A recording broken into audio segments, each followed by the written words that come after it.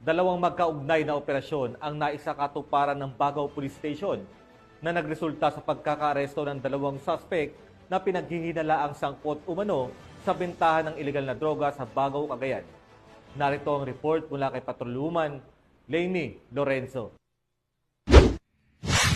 Dalawang magkahiwalay at magkaugnay na operasyon kontra iligal na droga ang isinagawa ng Bagao Police Station na nagresulta sa pagkakaaresto ng dalawang suspect na sangkot umano sa bentahan ng hinihinalaang shabu nito lamang ika-24 ng Hulyo taong kasalukuyan.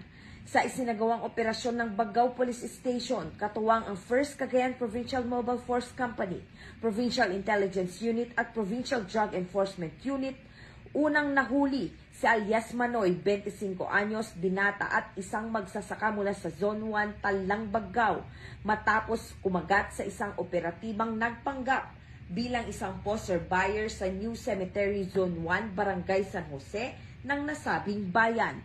Nakumpiska mula sa kanya ang dalawang sachet ng hinihinalaang shabu na tinatayang nagkakahalaga ng 2,040 pesos.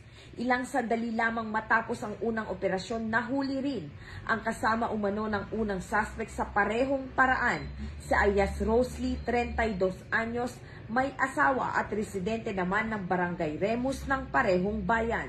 Nakumpiska sa kanya ang dalawang heat-sealed sachet ng hinihinalaang shabu na nagkakahalaga naman ng 1,850 pesos at ilang mga drug paraphernalia. Ayon sa otoridad, ito na ang ikalawang beses na nahuli si alias Rosley dahil sa illegal drug trade. Una siyang naaresto ngayong buwan ng Hulyo dahil sa raid, pero nakalaya matapos magpiyansa.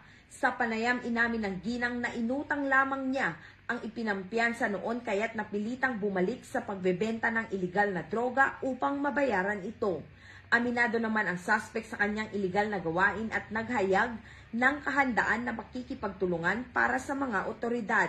Matapos ang dokumentasyon at inventaryo, dinala na ang ginang sa istasyon ng pulisya para sa kaukulang investigasyon.